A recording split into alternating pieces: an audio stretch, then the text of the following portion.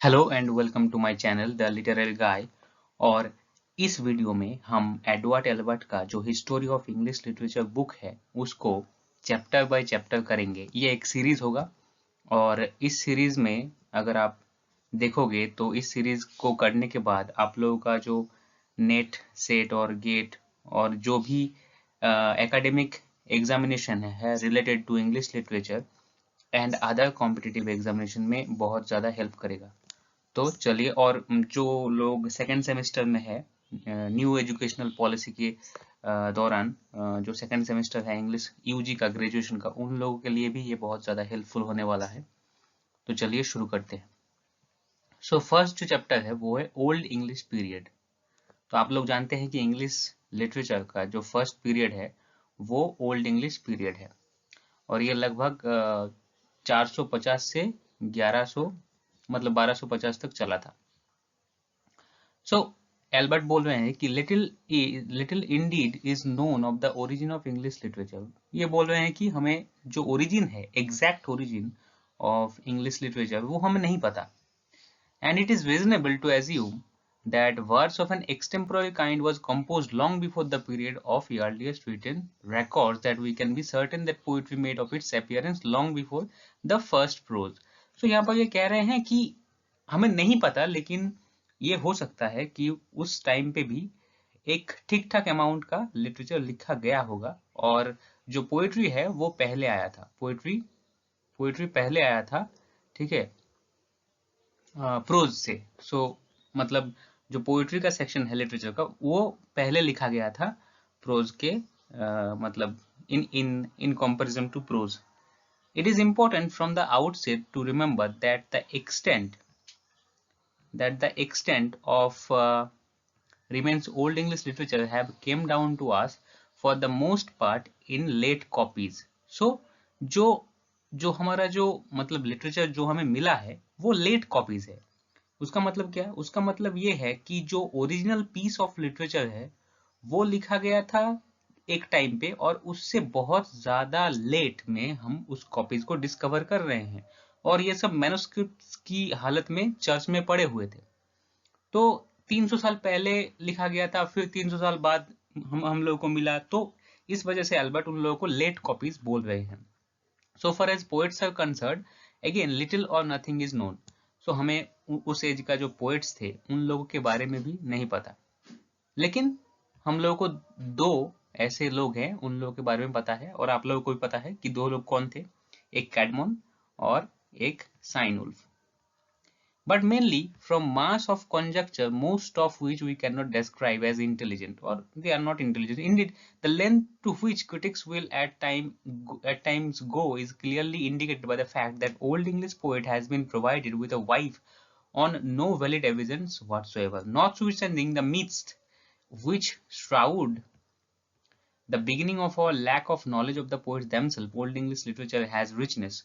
बच्चे, हम लोग को नहीं पता ओल्ड इंग्लिश के बारे में, लेकिन ओल्ड इंग्लिश में बहुत ज्यादा रिचनेस है और बहुत ज्यादा मतलब क्वालिटी से भरा हुआ लिटरेचर है। लेकिन हमें क्या करना पड़ेगा? We have to overcome the initial difficulty of the language. If we overcome the initial difficulties of the language then we can enjoy it thoroughly. और आजकल मॉडर्न पोएम से भी ज्यादा हम उन जो पीसेस होती थी ओल्ड इंग्लिश लिटरेचर का, उसको हम ज्यादा मतलब एंजॉय कर सकते हैं। And it is hope that the richness will seen even in the major summary which appear in the following pages. और एल्बर्ट बोल रहे हैं कि मैं जो ये समरी करूंगा लिटरेचर का, जो वास्ट टाइम पीरियड का, उसका समरी में भी मजा आएगा। सो द हिस्टोरिकल बैकग्राउंड, देखिए तो लिटरेचर का जो एज है वो हिस्टोरी से कनेक्टेड है। मतलब हिस्टोरी और लिटरेचर एक ही कॉइन के दो अलग अलग जो धाराएं होती हैं वो हैं। सो हिस्टोरिकल बैकग्राउंड हमें पता होना चाहिए। So the historical background is it opens in 5th century. 5th century मतलब 400 जो सेंचुरी था उसमें स्टार्ट हुआ, बट नॉट कंक्लूड। लेकिन आज भी वो कंक्लूड नहीं हुआ है। लेकिन हमें ओल्ड इंग्लिश का जो कंक्लूजन है वो 1006 से, यहाँ पर नॉर्मन कॉन्क्वेस्ट हुआ था, तो नॉर्मन कॉन्क्वेस्ट को हम कह सकते हैं कि it is the official conclusion of old English poetry. लेकिन ओल्ड इंग्लिश जो प्रोज था वो कंटिन्यू किया 1150 तक, ठीक है, क्योंकि 1150 तक ओल्ड इंग्लिश प्रोज का चलता रहता था. So the departure of Romans in 410 left British population open to the inroad of invader from the north. So Romans जो थे, पहले जो ब्रिटिश था वो रोमन के अंडर आता था, और रोमन्स ब्रिटिश से लेफ्ट कर गए 410 एडी में, और इन लोगों को छोड़ गए जो इन्वेडर थे, मतलब एंगल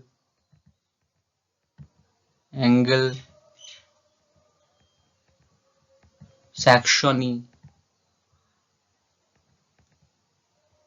और जूट्स.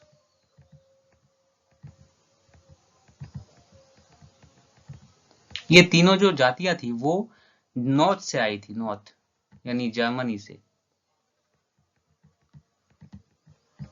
तो इन लोगों के हाथों में छोड़कर चली गई. ठीक है, तो वो लोग आने के बाद कॉन्टिनेंट में बस जाते हैं, और they defended England against Picts and Scot. So Picts and Scot कौन लोग हैं? वो जो सेवेज रेस थे इंग्लैंड का और स्कॉटलैंड का, उन दो नोमैडिक रेसेस से इंग्लैंड को बचाते हैं. फिर और वो लौटते नहीं. कौन लोग? एंगल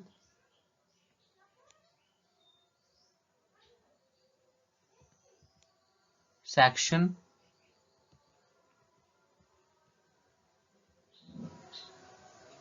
और जूट्स.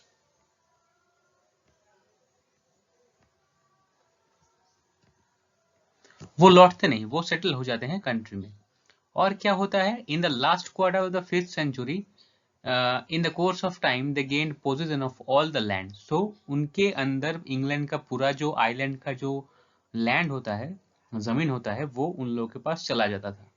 फिर देन फॉलोड द क्रिश्चियनाइजेशन. तो आप लोगों को पता होगा कि ईयर 597 में सेंट ऑगस्टाइन आते हैं. सेंट ऑगस्टाइन आते हैं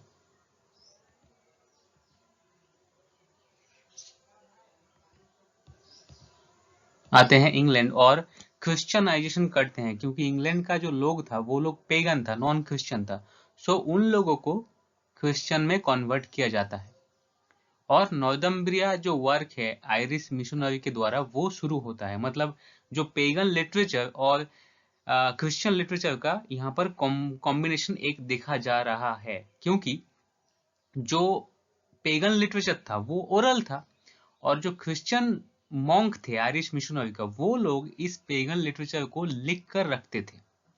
और केंट की तभी शुरुआत होती है. In succession followed in rode Danes in the 19th century the rise of Wessex. और यहाँ पर 7 किंगडम का एक तरीके से अस्तित्व दिखता है, और इस 7 किंगडम में से वेसेक्स जो किंगडम है, वो किंगडम भारत का जैसा मगध किंगडम है, वैसा ही इंग्लैंड का वेसेक्स किंगडम इंग्लैंड का मतलब चक्रवर्ती राजा बनकर उभरता है.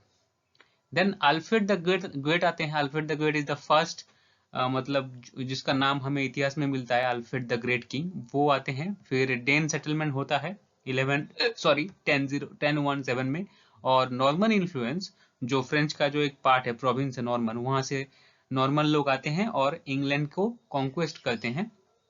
William the first and Norman period भी शुरू होता है. तो इसके बाद यहाँ पर डिस्कस किया गया है literary features of the period. क्या क्या लिटरेरी फीचर्स है, मतलब उस टाइम पे लिटरेचर का जो फीचर्स था वो कैसा था. सो फर्स्ट फीचर जो था तो पेगन ओरिजिन था. जो लिटरेचर था originally they were pagan, because जो साहित्य और लिटरेचर वो उस टाइम बन रहे थे वो पेगन लोगों ने ही लिखा था. लेकिन बाद में उस जो लिटरेचर है उसको लिखा गया क्रिश्चियन मॉन्क के द्वारा. सो जो फर्स्ट पोएम था विट्जिट, बियोल्फ, ये सब पेगन था, लेकिन क्रिश्चियन जो लोग थे, Christian ideas influence as early pagan. And though parasiology remains, it is impossible to refer any extant poetry as pagan. Indeed, this is only what to be expected. What it is, remember that the manuscript themselves were written down in the monasteries. So monasteries जो था, जो कि Christian लोगों के पास था, वो मोनास्टरी में इस पेगन लिटरेचर को लिखा गया था. और जो दूसरा फीचर है वो है एनोनिमस इन ओरिजिन. एनोनिमस मतलब हमें पोएट का और जो जो लिख रहा है, लिटरेचर को जो लिख रहा है उसका नाम हमें नहीं मिला, लेकिन दो लोगों का नाम हमें मिलता है, कैडमॉन और साइनउल्फ। बिकॉज साइनउल्फ ने अपना नाम एक रूनिक टाइप से साइन किया था, वो बाद में आप लोगों को बताऊंगा। फिर द तीसरा क्वालिटी है द इमिटेटिव क्वालिटी।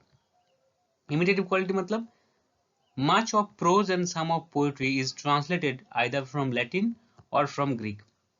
So यहाँ पर ट्रांसलेशन का बहुत ज्यादा इंपॉर्टेंस बढ़ जाता है, क्योंकि इनिशियल स्टेज में लिटरेचर ट्रांसलेशन से ही गुजरता है। तो चलिए नेक्स्ट पेज की तरफ बढ़ते हैं।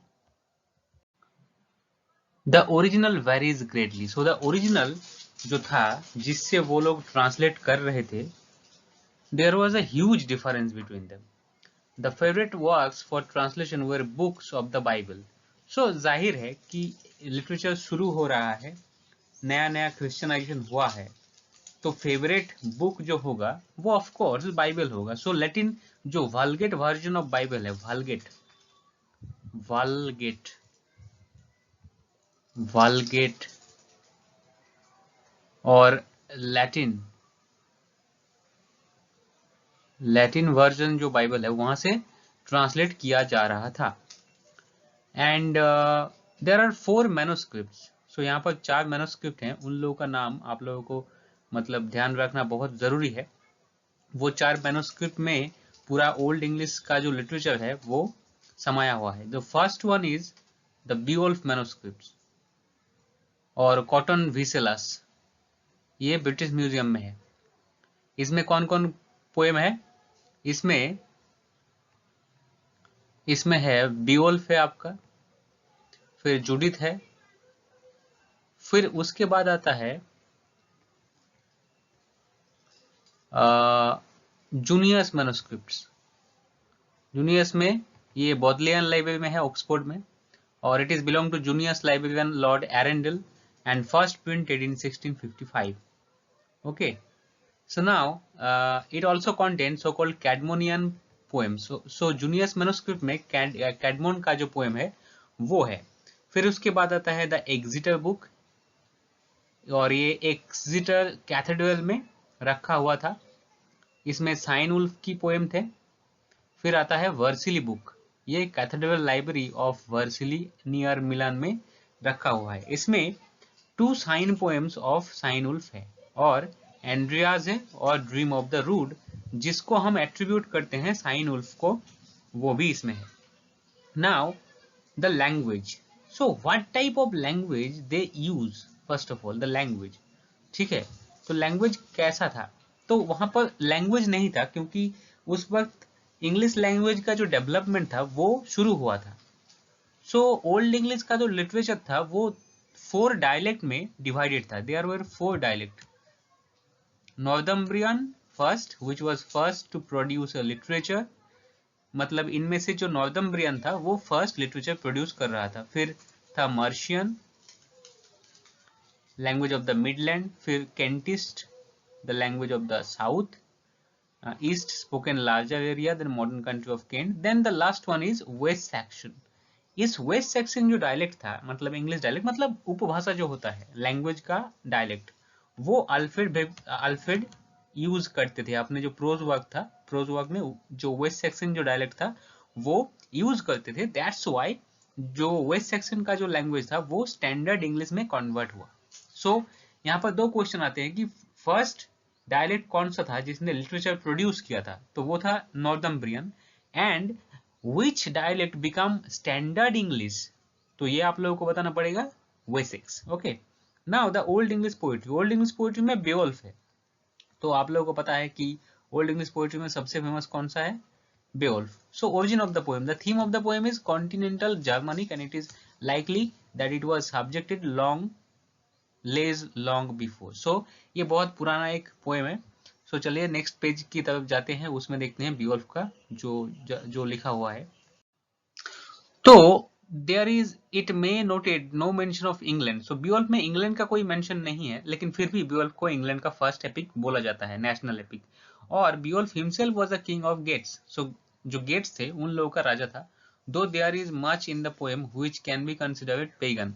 So there is pagan element and Christian element combined together, and written by a Christian monks. Okay, so of its actual authorship there is no evidence. So we have no evidence about its of मतलब जो actual authorship है, जो किसने इसको लिखा था, वो हम अभी तक नहीं जान पाए हैं. लेकिन इतना तो क्लियर है that some Christian monk has been written it down, but it was created by some pagan people, and it was written in Anglican dialect, but whether Mercian or Northumbrian it is uncertain. तो हमें नहीं पता कि ये Mercian था या Northumbrian था.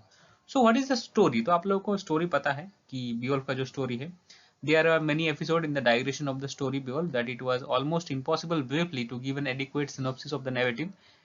It outline it may be said that Beowulf, son of Igtheo, sailed Denmark to band of warrior to rights Danish king Hrothgar. So Danish king Hrothgar था उनका जो उनका एक टेरिबल मॉन्स्टर था ग्रैंडल, उनको हराते हैं, फिर उसका जो माँ है उसको हराते हैं, and he becomes the king of Geats, and after prosperous reign of some 40 years, 40 साल राजा होने के बाद, a dragon which had revenged his land, फिर उसका एक ड्रैगन आता है और ड्रैगन रेवेज करता है, रिवेंज लेता है, but it fight he himself with a मॉर्टल wound. Dragon के साथ लड़ाई लड़ने के दौरान वो एक खुद के ही ऊपर वार ले लेते हैं और वुंड मतलब आहत हो जाते हैं. The poem concludes with the funeral ceremonies in honour of the dead hero, and the poem concluded in a mournful manner. It is very important because in the battle poem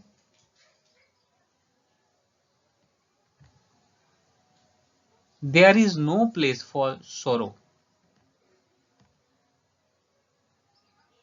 So hero worship was there. Hero worship.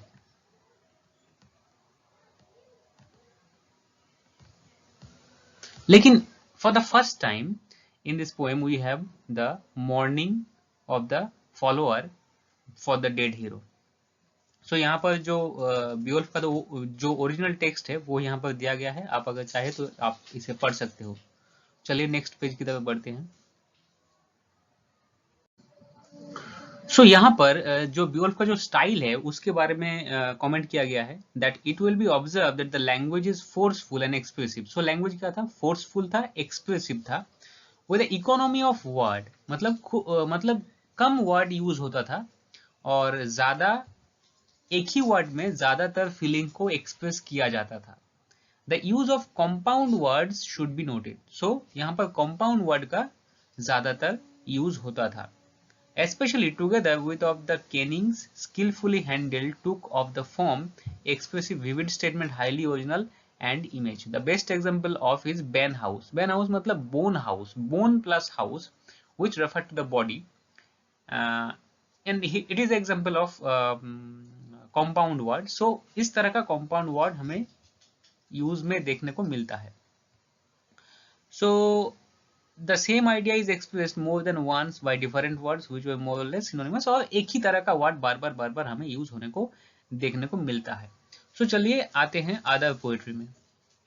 Other poetry में क्या है, other poetry में है most जो important है, the old English poetry can be said to be Christian but a few pieces are distinctly secular and it should be better many respect refer to them as a national rather than pagan. So it is Britain more or less और English, क्योंकि इसमें कोई भी influence नहीं मिलता, ना pagan का मिलता है ना क्रिश्चियन का मिलता है.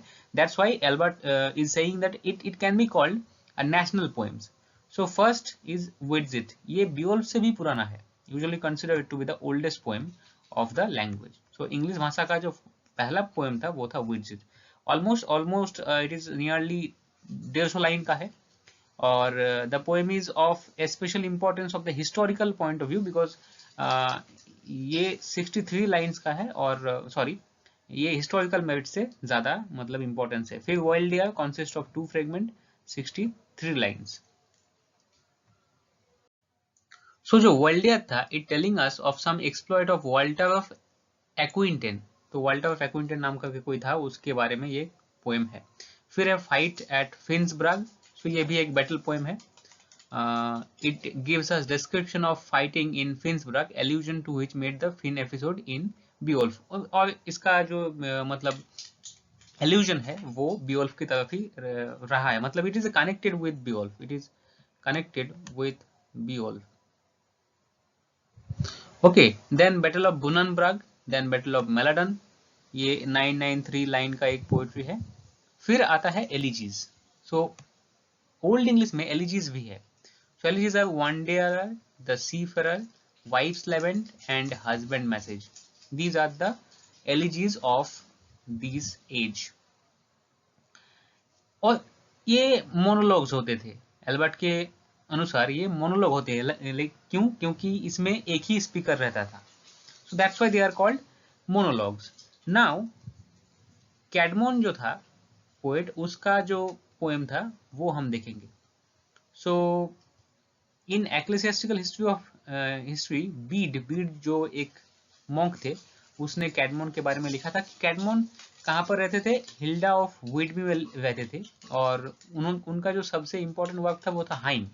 और जैसे हमारे इंडिया में जो कालिदास है, ठीक है, जिसने मेघदूतम, अभिज्ञान शकुंतलम लिखा था, क्योंकि उनको सरस्वती की कृपा हो गई थी. उसी मतलब वैसे ही एकदम डिट्टो वैसे ही कैडमोन थे. कैडमोन का भी एक जो मतलब ड्रीम में एक हार पाता था,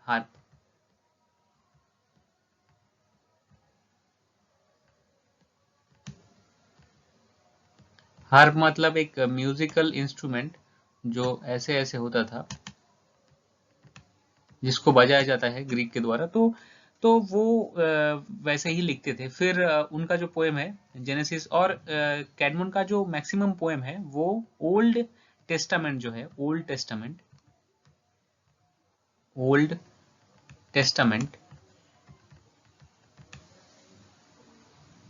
बाइबल का दो बुक है, Old Testament and New Testament. So जो ओल्ड टेस्टामेंट था उसमें से मैक्सिमम बुक्स कैडमोन के द्वारा लिखा गया था. और जो न्यू टेस्टामेंट से स्टोरीज थी वो स्टोरीज को साइन वुल्फ में लिखा था. तो Exodus, sorry, Genesis, Exodus, Daniel, Christ and Satan. और क्राइस्ट और सैटन जो है, ये जो पोएम है ये बाद में मिल्टन को इन्फ्लुएंस करते थे, किए हैं. और उन्होंने पैराडाइज लॉस्ट लिखने के दौरान इसमें से मटेरियल लिया था. ओके, फिर उसके बाद आता है साइनवुल्फ ग्रुप का जो पोएम. तो मैंने पहले ही कहा था कि जो बाइबल है, बाइबल का जो ओल्ड टेस्टामेंट है,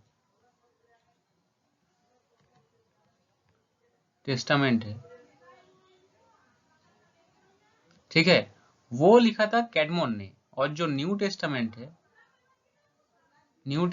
है, उसको लिखा था साइन वुल्फ ने. और साइन वुल्फ अपने जो नाम था वो एक अलग तरीके का सिग्नेचर करते थे. जैसे कि ये जो लाइन है, ये कविता का लाइन है, ये लाइन था. और लाइन शुरू होता था सी से, फिर वाई से, फिर एन से, फिर ई से, फिर डब्ल्यू से, फिर एल से, फिर एफ से. तो इसको रूनिक कैरेक्टर कहते थे, रूनिक कैरेक्टर. और इसी तरह से हमें उनका नाम मिला. तो उनका जो पोएम है वो न्यू टेस्टामेंट से है, जूलियाना, एलेनी, क्राइस्ट द फेस्ट of apostle. And the most important poem which is attributed to him is the Dream of the Rood. ये एक बहुत ही एलिगोरिकल पोएम है. ये एक एलिगोरिकल पोएम है जो जिसको साइनवुल्फ के द्वारा लिखा गया है, बताया जाता है, लेकिन उसका कोई प्रूफ नहीं है, सर्टेन प्रूफ नहीं है कि उन्होंने ही लिखा है, लेकिन उनको एट्रीब्यूट किया जाता है. तो चलिए अब हम प्रोज की तरफ आते हैं. सो एंग्लो सेक्शन जो प्रोज है उसमें जो सबसे बड़ा नाम है वो है किंग अल्फ्रेड. और किंग अल्फ्रेड ने ट्रांसलेशन किया था बहुत सारा. और 5 जो उनका ट्रांसलेशन है वो बहुत इंपॉर्टेंट है. 5 translation, okay, 5 translation. Pastoral care of Pope Gregory, the historical world of Orosius, Bede's ecclesiastical history, Boethius, consolation of philosophy and soliloquy of Saint Augustine. ये जो 5 वर्क था उन्होंने ट्रांसलेट किया था और ये बहुत ज्यादा हेल्पफुल हुआ. ओके, तो इन 5 ट्रांसलेशन के अलावा उन्होंने एक और भी काम किया था, वो था Anglo Saxon Anglo Saxon Chronicle.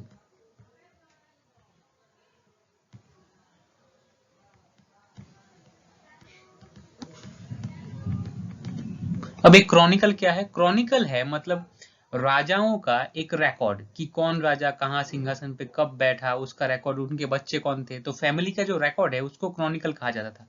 तो इस क्रॉनिकल की भी सूचना अल्फ्रेड ने भी नहीं की थी। फिर अल्फ्रेड के बाद आते हैं एल्फ्रिक। तो Aelfric best known work is grammar, तो उन्होंने ग्रामर लिखा था।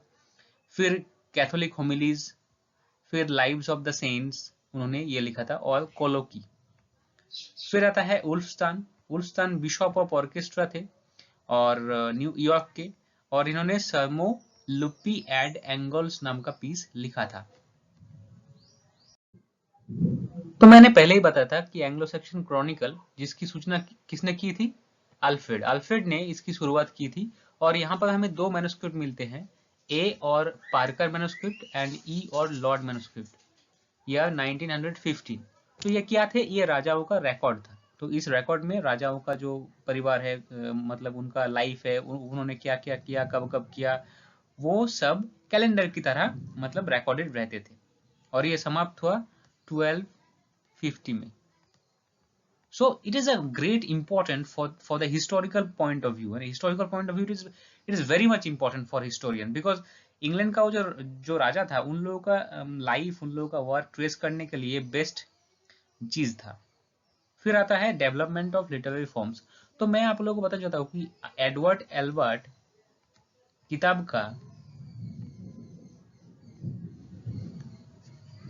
जो सबसे इंपॉर्टेंट जो पोर्शन है वो है डेवलपमेंट ऑफ लिटरेरी फॉर्म्स। यहाँ पर आपको बहुत ध्यान से पढ़ना होता है, ठीक है। पोएट्री देखिए, पोएट्री का क्या लिखा है, फाइट ऑफ फिंसबर्ग क्या है, हीरोइक टाइप ऑफ। तो यहाँ पर आपको टाइप ऑफ पोएट्री मिलता है, टाइप ऑफ मतलब लिटरेरी टर्म्स मिलता है।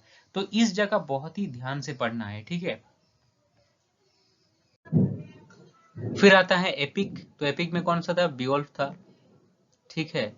फिर लिरिक, लिरिक में तो आपको पता है वेंडियर, सी फेयरर, ये सब लिरिक थे। और प्रोज में तो आपको पता है कि अल्फ्रेड था, ठीक है, किंग अल्फ्रेड, देन अल्फ्रिक, ये सब था। और ऑथोराइज वर्जन ऑफ बाइबल की भी मतलब बात चल रही थी। और ई और लॉर्ड मैन्युस्क्रिप्ट, ये सब था। फिर development of literary style, develop कितना हुआ literary style. So comparison between Caedmon and Cynewulf poems. So Cynewulf technically superior, but Caedmon is inspirationally superior. मतलब कैडमोन अपना जो क्वालिटी था वो बहुत अच्छा था, लेकिन वो टेक्निकल नहीं थे। दूसरी तरफ साइनुल्फ बहुत टेक्निकल था, लेकिन उसका जो इमेजिनेशन पावर था वो बहुत कम था। प्रोज, तो प्रोज में भी ट्रांसलेशन ही दिखा गया, वहां पर इमेजिनेशन या फिर क्रिएटिव फोर्स ज्यादा नहीं था। सो lacking the finer touch of rhythm and cadence in the letter, noteworthy fluence animation indeed, except of coincidence there is. This is the last page of the first chapter old English. तो यहाँ पर Alfred और वुल्फस्टान का excellent alliteration, alliteration भी हमें मिलता है, alliteration rhetoric figure. फिर हमें मिलता है वुल्फस्टान एंड ओल्ड इंग्लिश का जो दूसरा फीचर्स होता है वो। So thank you so much for watching this video. मैं अभी पूरा सीरीज करूंगा, तो आप लोग बने रहिएगा। अगर आपको कोई और सजेशन या फिर कमेंट करना है तो बताइएगा कमेंट के थ्रू, और please subscribe my channel. Thank you so much.